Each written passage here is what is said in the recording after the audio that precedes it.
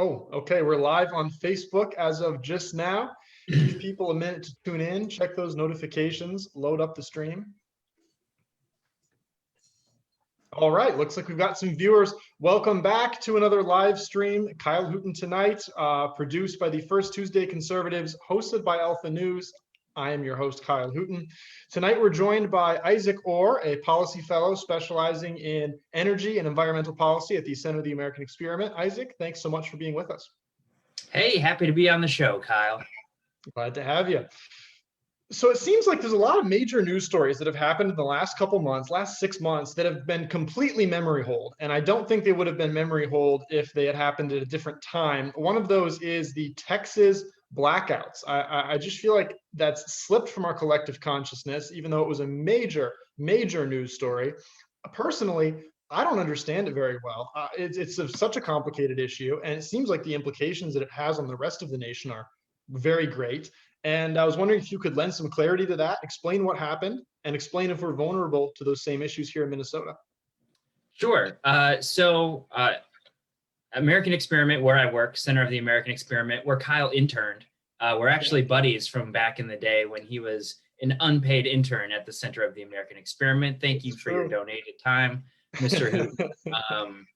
We did a webinar on this recently, and I would encourage everybody on the stream to subscribe to our free magazine, Thinking Minnesota, because this was my piece for the magazine this month or this quarter. So 2,400 words explaining, why this is bad. Obviously, having electricity is better than not having electricity, and really what caused it. So when the blackouts occurred, everybody was jumping to their tribe, right? Their technology tribe, more specifically. So there were reports that the wind turbines were iced over, and like everybody ran with that, myself included. Like, okay, so it's really cold. Texas needs electricity, and the turbines are frozen over. What good is that? And then there was failure at natural gas plants too, because they couldn't get enough gas, and part of that was due to the fact that the grid operator shut down the natural gas compressor stations in the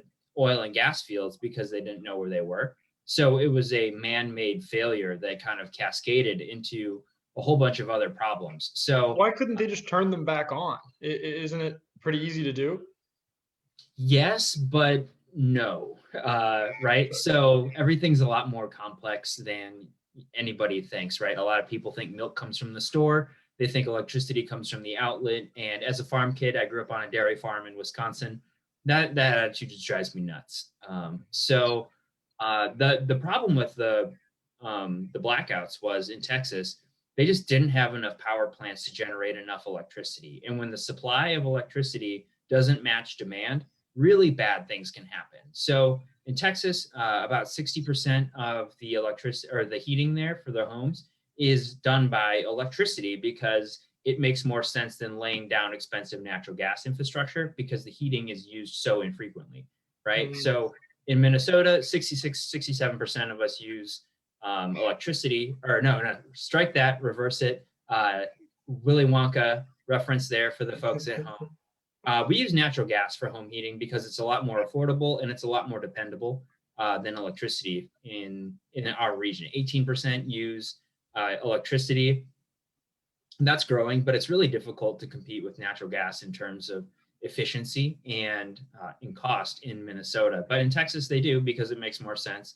A lot of them have something called a heat pump, which is basically it acts as an air conditioner and it acts as a heater. So it doesn't actually generate heat; it just transfers it.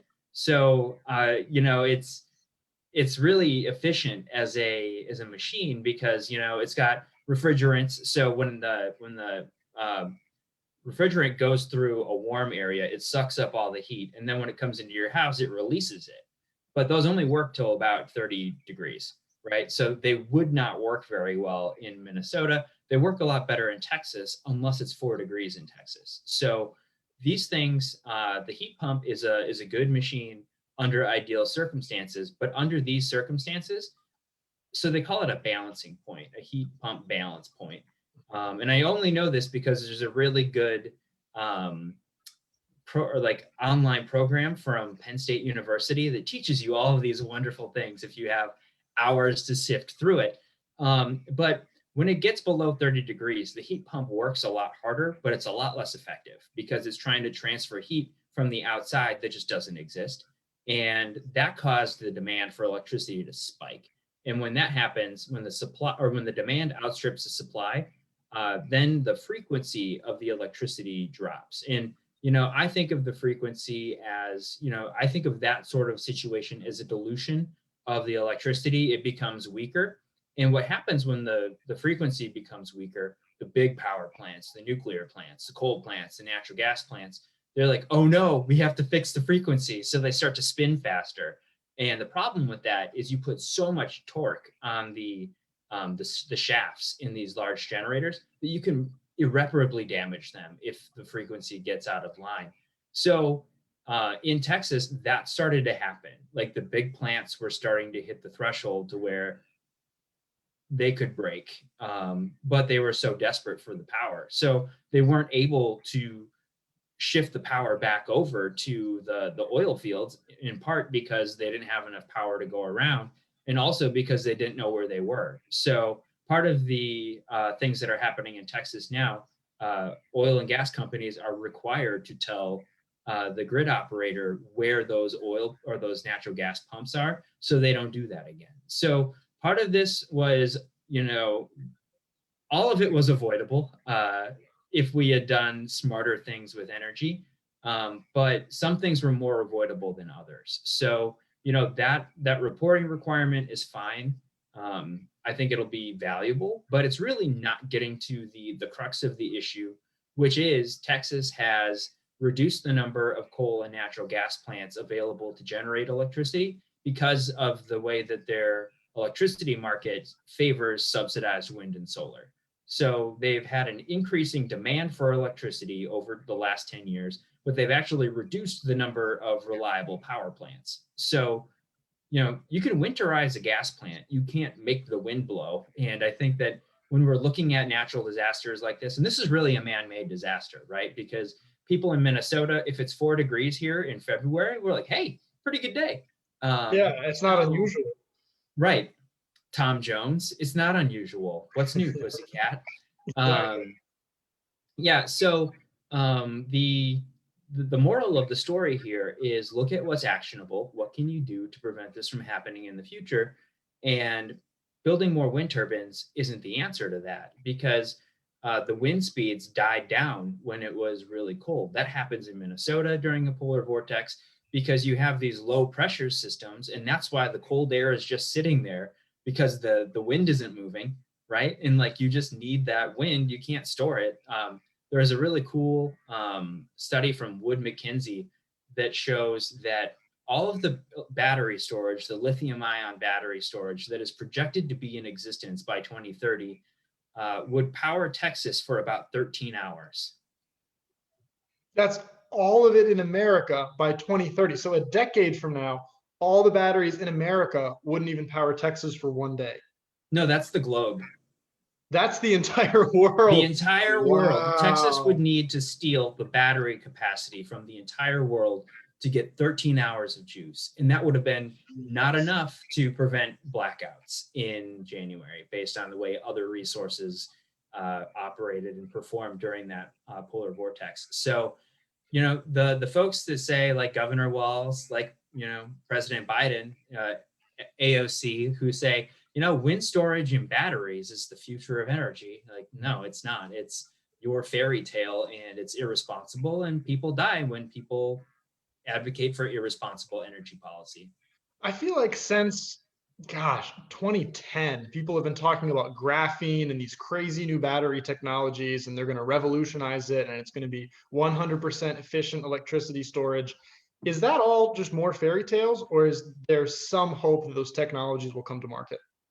I don't know. I don't think they know, right? Like, we don't know. Nobody knows. And that's why you don't pick winners and losers, because when you try to do that, most of the time you pick losers. And that's really what we've been doing for the last, since 2007, when Governor Pawlenty signed the Next Generation Energy Act into law. He basically signed a law that says, hey, losers, set up shop here. We'll pay you to be losers on our grid. And that's exactly what we've done. If they had legalized new nuclear power in Minnesota, then okay, now we've got something to build on, right? So, if we want to reduce our CO2 emissions, if that is part of the goal of our energy grid, then you need to use nuclear power. You need to use hydroelectric power from Canada that we already buy. It's just not considered clean under the Next Generation Energy Act. Yeah, we buy a lot of Explain that. hydroelectric. Yeah. So we're buying Yeah. hydroelectric power. So when that law was passed, it was basically written as a chef's kiss to the renewable energy special interests, being wind and solar, right? They didn't want to import electricity from Canada because that wouldn't make Minnesota jobs. And it's laughable because we build so many of these wind turbines in North Dakota and South Dakota right now anyway, like Xcel Energy, Minnesota Power, Otter Tail Power. They've all got their wind turbines in the Dakotas because the wind is better there and they can get more taxpayer subsidies if they build wind turbines in places where the wind is better. So it's not creating any local jobs anyway, but we all pretend that it does. Well, I don't. But you get these organizations that have their renewable energy jobs report.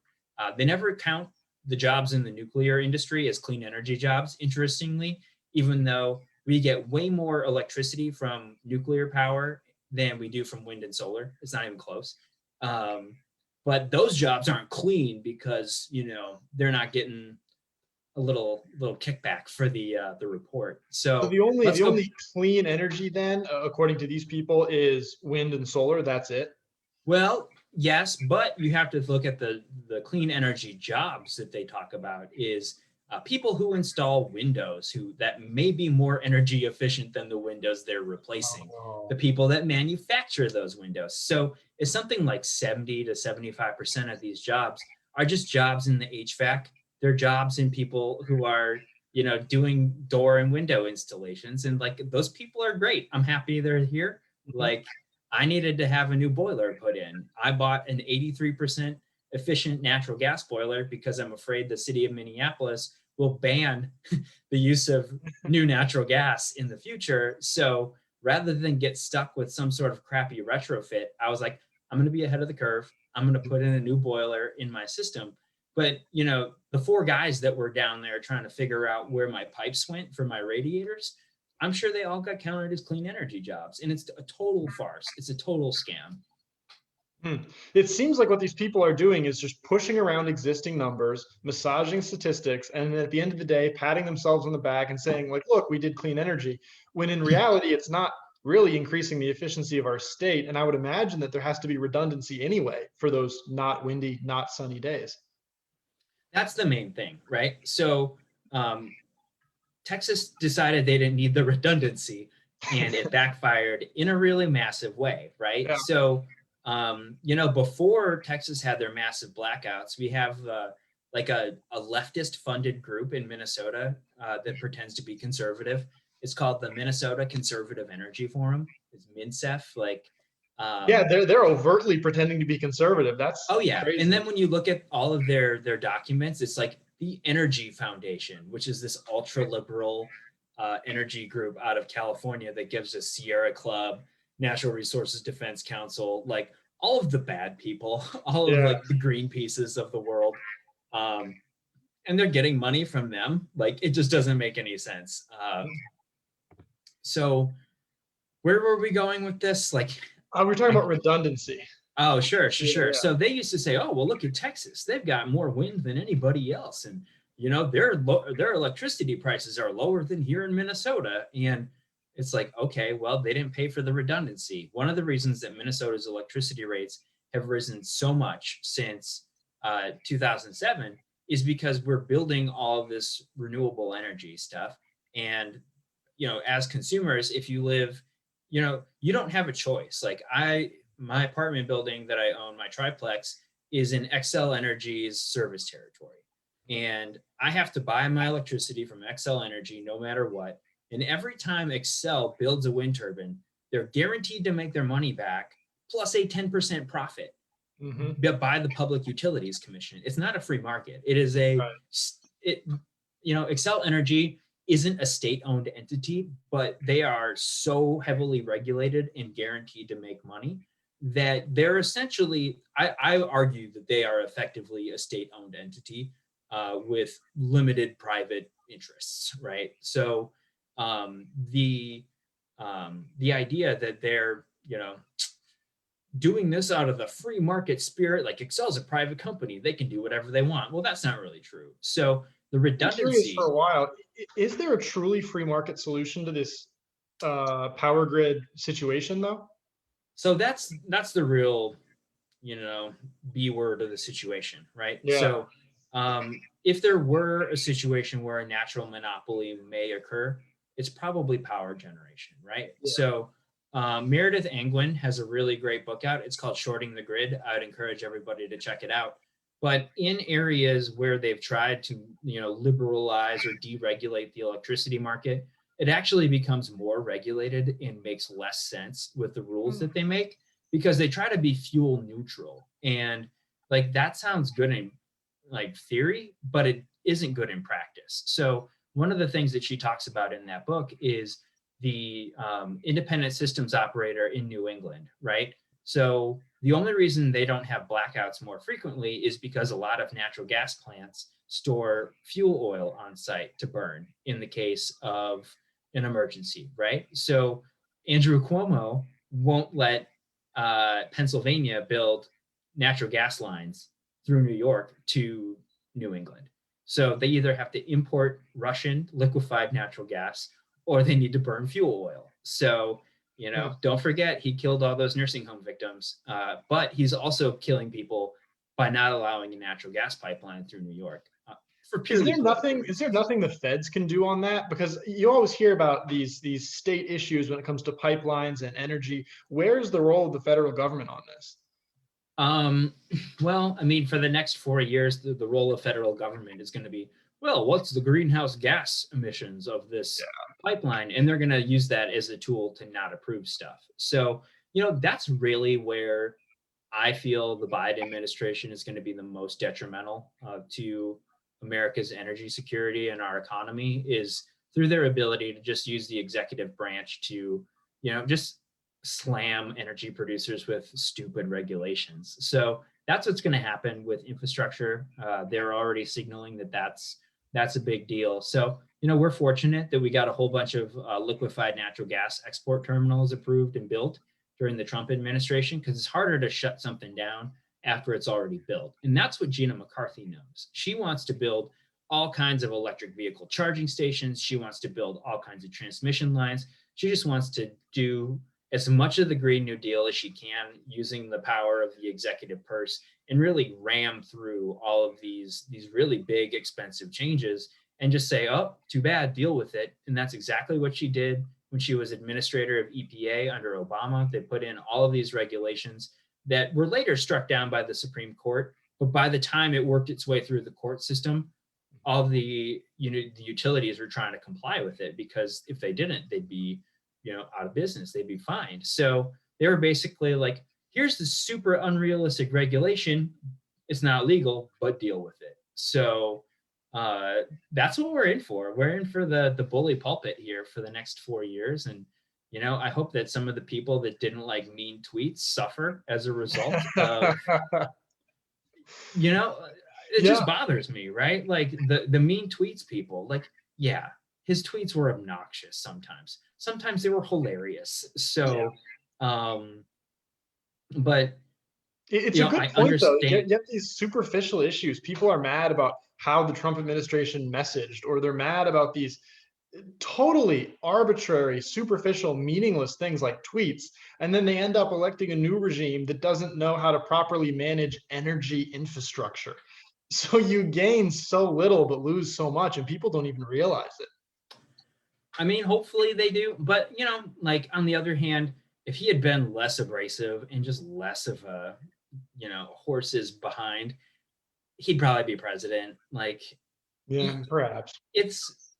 It's tough. Like, you don't want to be a bitter loser or a sore loser, because, definitely have a a tendency to do that when you don't win, right? I mean, look at all the like stop the steal stuff, which, wasn't that just like a giant like attempt to steal money from people that were upset with the election results? Like, I haven't looked into it. I just saw it. There were like legitimate people. There were some people that were their heart was in the right place. They were doing the right thing. But you're right. There was a lot of grifting, and there was a lot of people that were totally shady. I can think of a couple, right off the top of my head that were Right. definitely capitalizing on the situation. So yeah, I mean, it sucks. Hopefully, you move on because you have to. You got no other choice. Yeah, but looking at the Biden administration, we have this new infrastructure plan, and I haven't looked into it very much, but I understand that there's some energy components and some impacts it's going to have on energy. Could you explain those for us? Well, everything is infrastructure now, Kyle. I hope you understand that. Yeah. The things that aren't infrastructure are things like oil pipelines, which were always infrastructure before, but they're never going to be infrastructure ever again. Right. So I haven't really had a good chance to dig into all of the specifics of the Biden plan, but I do know that there are some things that they're looking to do. And a lot of it does boil down to, just like we discussed earlier with Gina McCarthy, saying, you know what, we're going to just build as much of this stuff as we can in order to make what we want really hard to roll back, right? Like, you can roll back a law or a regulation. It's really hard to roll back a transmission line, right? So those are the things. But they're gonna cancel as many pipeline permits as they can. They're gonna use eminent domain probably to build a whole bunch of offshore wind turbines that don't work, that are super expensive, and it's going to be really bad. So it's just going to be a ton of squandered capital. And does it matter? I don't know. Like, does the debt matter? Did anybody care about the debt for the last 4 years? Like, not as much as we probably should have. So, like, is there a party of fiscal responsibility? I hope so, but like, I don't feel like anybody is really willing to, be that when it's their turn to spend money, right? So, so it's going to be a lot of that stuff. And like I said, I haven't had a good chance to like really dig through it line by line and say, hey, whoa, Yeah. what's this? Sure. Speaking of pipelines, you mentioned that a lot of pipelines are no longer being considered infrastructure. Permits are getting pulled left and right. Of course, we have one in our own backyard, Line 3. The construction has begun. Do you anticipate that it will be completed? I would bet it is. Honestly, I think that, unless they push some shenanigans with Army Corps of Engineer permits, which totally possible. That's what they're doing with the Dakota Access Pipeline, and that thing's already working, right? So it's possible. I don't remember exactly what the Biden administration's, I haven't read about exactly what their beef is with the permits for Line 3 or for DAPL. And whether there are similar circumstances to that in the Line 3 review. So that would be that might have been dealing with interstate crossings, and to me that's a bigger difference for pipelines, but not natural gas, because oil pipelines are primarily regulated by state governments, whereas natural gas pipelines are primarily regulated by the federal government. I used to know why that was, but it's been so many years. I used to work at the Heartland Institute, and one of my big things there was, it's still my Twitter handle, I'm the fracking guy. But I talked about oil and gas development a lot more, and talked about pipelines, why people are protesting them. And it's funny, the anti-fracking movement has turned into an anti-pipeline movement, and the reason for that is because when all of these people who didn't like fracking went to Williston, North Dakota to try to get the city council or the county government to ban fracking, they got laughed out of the room, because they're like, this is awesome. Like, this town was 10,000 people, now it's 20,000 people. There were definitely growing pains associated with that, like super high rents, very high wages, like lots of people just sleeping in their cars. Like, I went out there in 2013 when that happened, and just kind of like, drove around town and interviewed some people. So I'll never be as good of a reporter as you, Kyle, but I had my I try I my did best. my, I tried, Kyle, I Yeah, tried.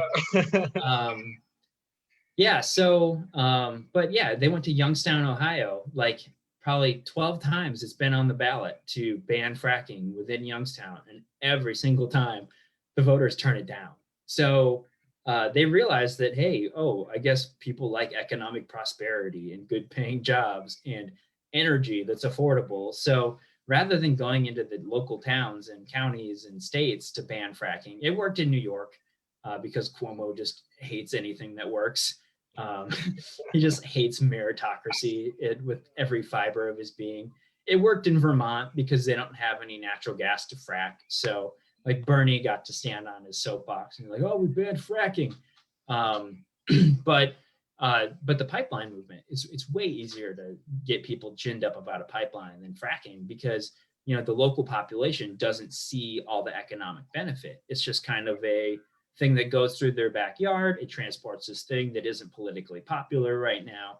So they're able to actually gain some more traction uh, as opposed to trying to ban fracking where they're just like, get lost, buddy. Like subway workers are making $20 an hour in Williston. Like that's more than you'll Yeah. ever make, hippie. Go home.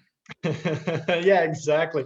I wish I could have gone out there when all that fracking stuff was happening. I've heard from a couple people, you and a couple other people, that it was just insane, just like an oil boom all over again, right in our Yeah. own backyard there in South Dakota. Really good stuff. Um, North Dakota, Kyle. Those are oh, fighting words. true. They're all kind of the same. I just call them Dakota. Oh wow, Yeah, wow. very That politically incorrect. that was very charged. Um, So what would the economic implications of line 3 not being constructed be? Because you mentioned that a lot of people that just live near the pipeline aren't really going to see that much of a change, especially compared to fracking. But what would happen if the pipeline was canceled? So I think they would continue to operate the old one at half capacity, right? So like really the Yeah, difference between line 3 and like DAPL or Keystone is line 3 is in operation. This is a replacement project of an aging corroding pipeline that is more likely to spill oil because it is not as new as it should be.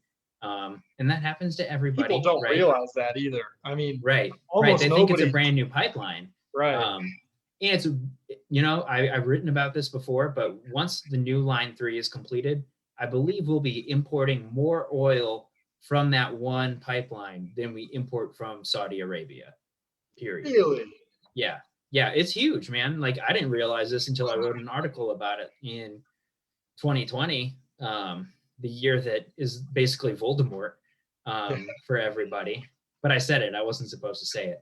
Yeah, Um, yeah. It's like the word you don't say. the economic impact of line 3 is significant for the communities that are next to it, mostly because of property taxes, right? So the new pipeline will transport more oil, therefore I think the property taxes may be higher. I may be wrong, right? But losing the pipeline in general would be bad because that means the property taxes go completely away. In a lot of small counties are not really, they're not geographically small, but they have lower populations than like the metro, right?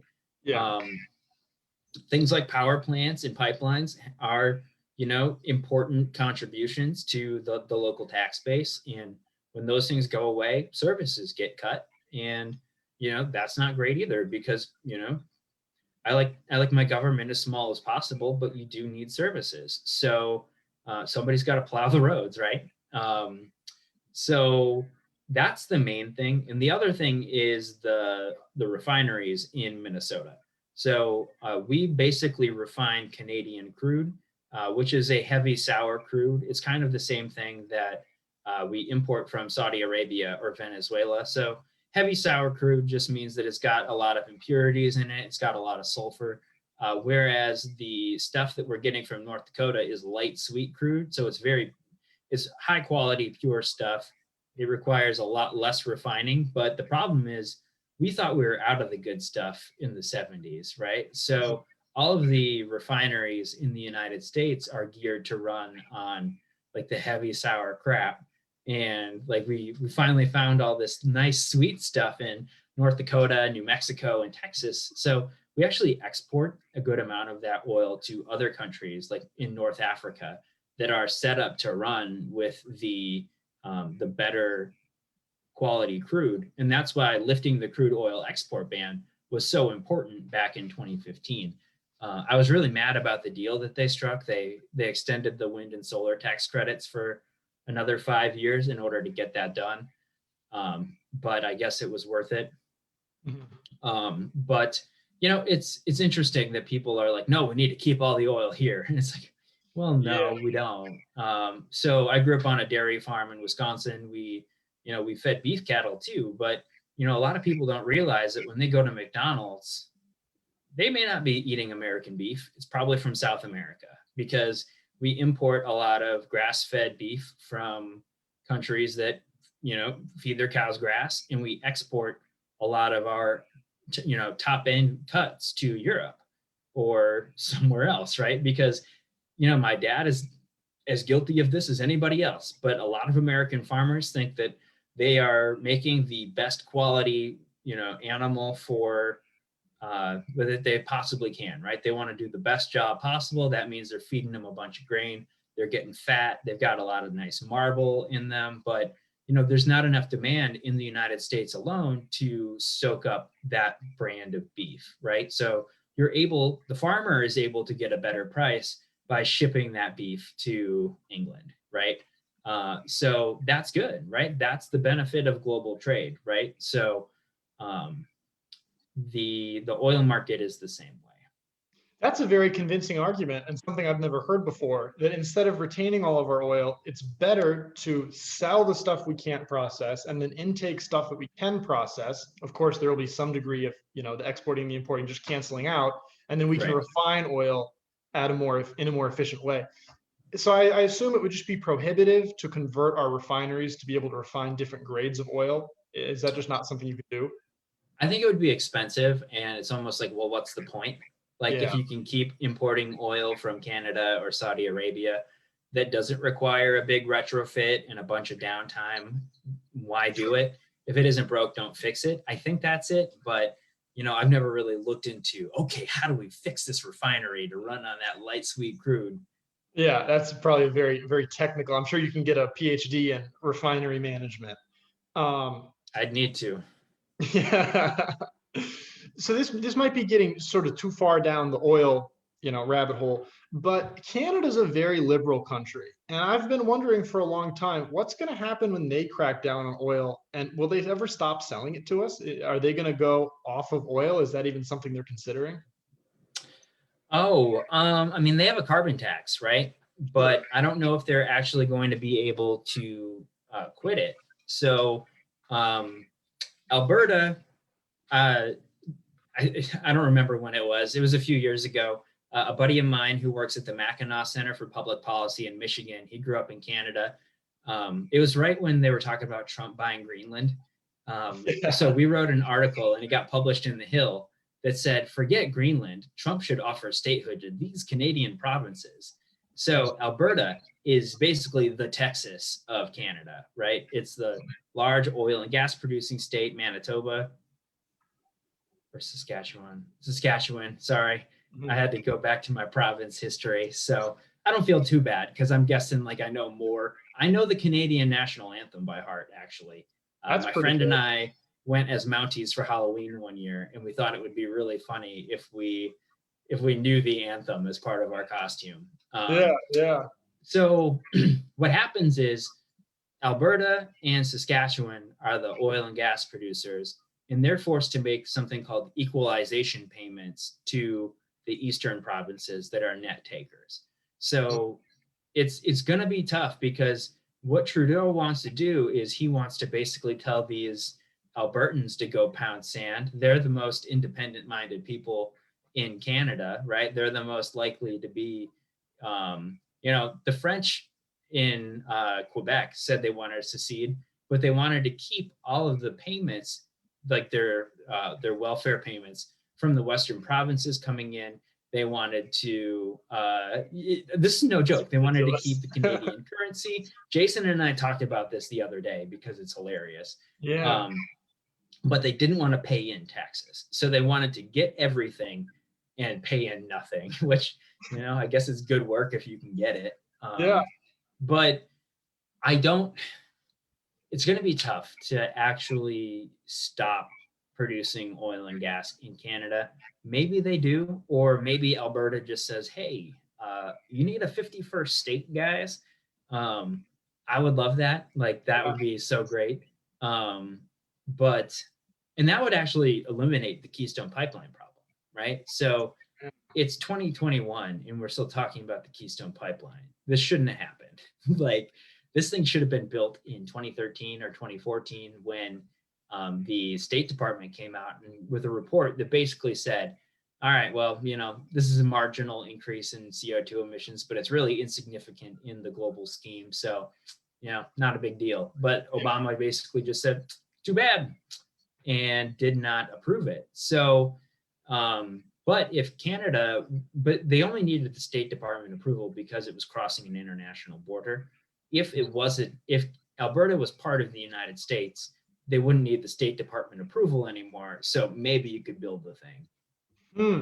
Man, this is a whole other set of issues I didn't even realize people could be concerned about. Albertan statehood in America. That would be actually pretty nice. I see the argument. I follow a bunch of Albertan separatists on Twitter, and I just try to this is a real group of people. They seriously advocate this. Wow. We learn something new on the show every day. I really enjoy it. It's like a sick pet project of mine. You got to show me some of those accounts. That's wild. Yeah. So one of the last questions I have is just very shortly, a couple hours before we came on the show here, I saw these news stories and some social media buzz about Xcel Energy building the largest solar energy project in Minnesota. I guess it's going to be almost $600 million. What can you tell us about that? How are they justifying this? What's the impact going to be? It's a green new waste of money is what it is. So this all goes back to the way Xcel is compensated, right? So Xcel is not a private company. I want everybody on the stream to say it with me. 3, 2, 1. Xcel is not a private company. Sure. Every time they spend $1, they make $1.10 back, right? So they are incentivized to close down their coal plants that are already depreciated. So this is going to sound really complicated, right? But it's not as complicated as it's going to sound. Over time, if you have a mortgage on your house, right, you pay back the mortgage, your amount that you're paying to the bank goes down. Your interest payment goes down, right? Eventually, you pay off your house and it's suddenly the most affordable place that you can live, right? Mm-hmm. Coal plants have the same thing. They have to pay back the loan that was given to them. All power plants do, right? That they took out at the beginning, and that asset gets depreciated over time. So over time, it becomes less expensive to generate electricity from that because it's paid back some of those upfront capital costs. So the problem with this for you and me, Joe ratepayer, captive ratepayer that has no other choice but to buy their power from Xcel Energy, is Xcel only makes a profit on the undepreciated portion of the power plant. So every year, Xcel's $1.10 decreases, and they call this the rate base, but it's basically just the big pot of money they get to jump in Scrooge McDuck style from DuckTales. So every year, the Scrooge McDuck vault shrinks a little bit for each of their old power plants. So what they want to do is they want to build new power plants, because that means they get to increase the size of the vault instead of the vault shrinking. I've never made this analogy before. Maybe it's working. Maybe it makes sense. It makes sense. Yeah. So they love wind and solar because they need that redundancy, right? They need that natural gas plant to be online too. So instead of having one source of reliable electricity that is depreciated and therefore low cost for their customers, Ben Folk, he actually went to Congress and lobbied for a clean energy mandate. So he was at the Obama administration's unveiling of the clean power plan. So we have some real crony capitalism going on in the state of Minnesota when it comes to Xcel CEO. He's doing it because he gets a big bonus for his, environmental sustainability, guidance. What is the last one? Governance.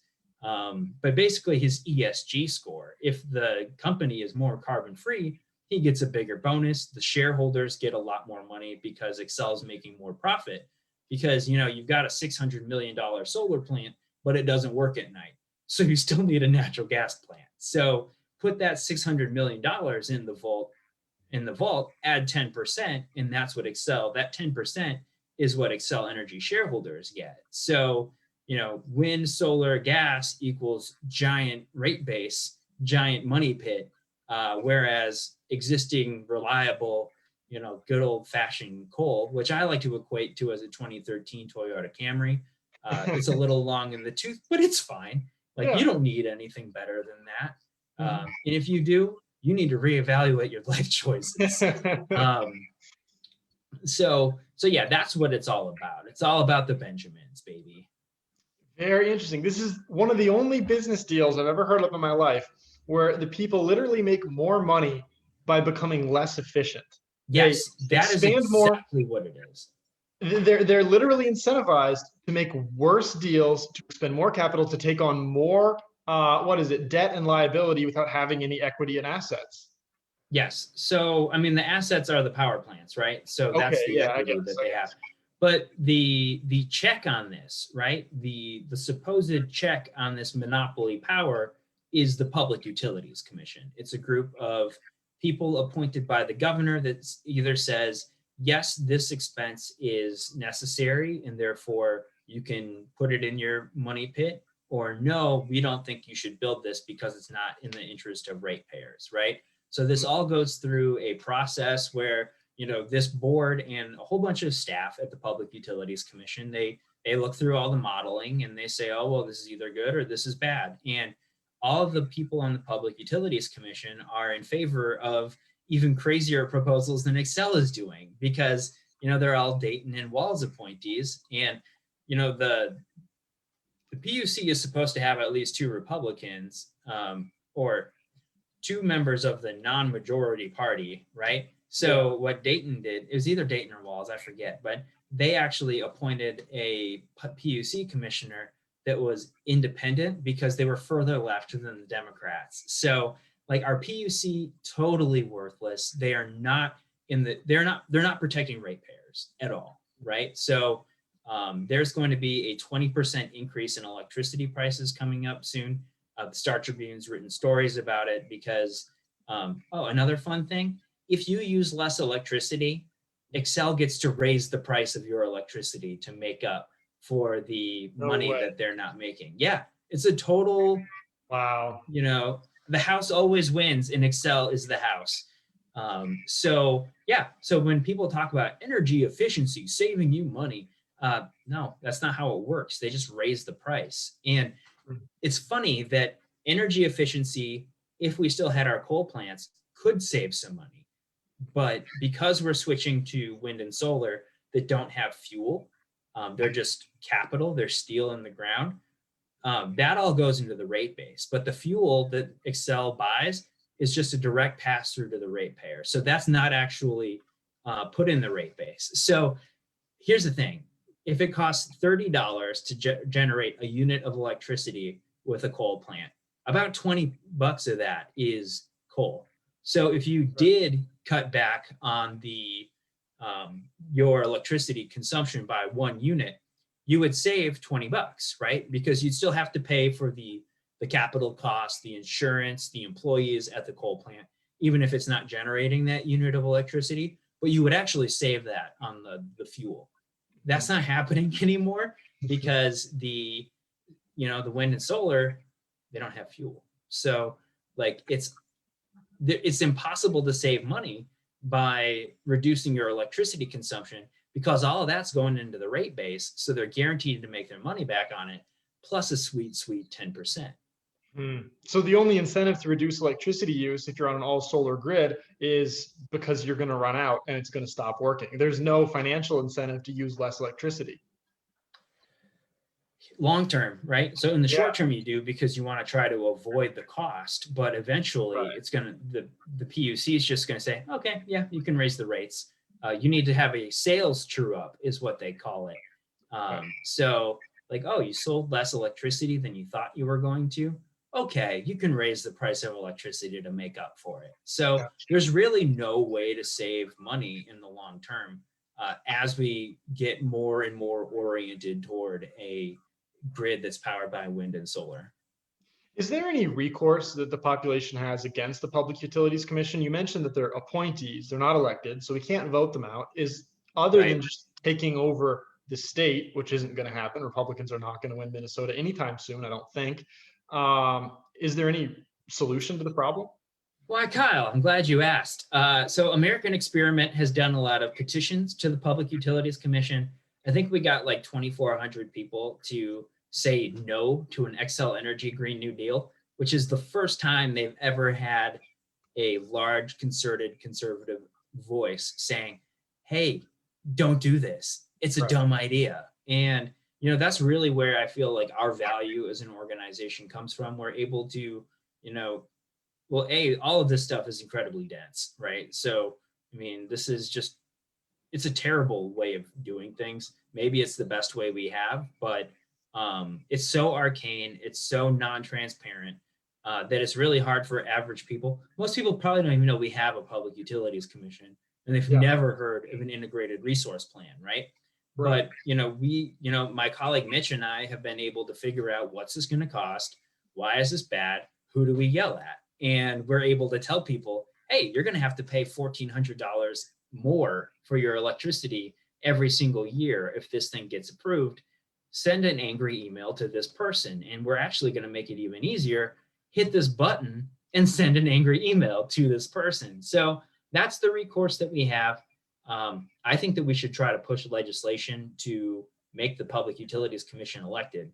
I think you should have one from every congressional district. And I think that, you know, just knowing that when you're out, you could get yelled at for electricity prices might give these people a little bit more humility when it comes to approving rate increases or, you know, integrated resource plans that are going to increase that money vault for Xcel. Those are my ideas. Well, it's good ideas. We're a couple hundred years past the age of tarring and feathering politicians, but sending them emails and starting these public awareness campaigns is the modern equivalent. If people want to follow your work or keep up with these petitions and stay current on these issues, where can they do that? Go to americanexperiment.org. We've got a brand spanking new website. You can finally find the energy and environment content. It's spectacular. I've only waited 3 years for that. So I'm living high on the hog right now. So go to americanexperiment.org. If you want to see more of my snarky commentary, check me out on Twitter at The Fracking Guy. Absolutely. Follow him on Twitter at The Fracking Guy. Check out the Center of the American Experiment website. Isaac, thanks so much for joining us once again to explain these energy issues. A lot of people are unaware of them because they're, less discussed in the common media, but they're very important nonetheless. And we appreciate you taking the time to explain it. Hey, thanks, man. Good to see you. Hey, good seeing you.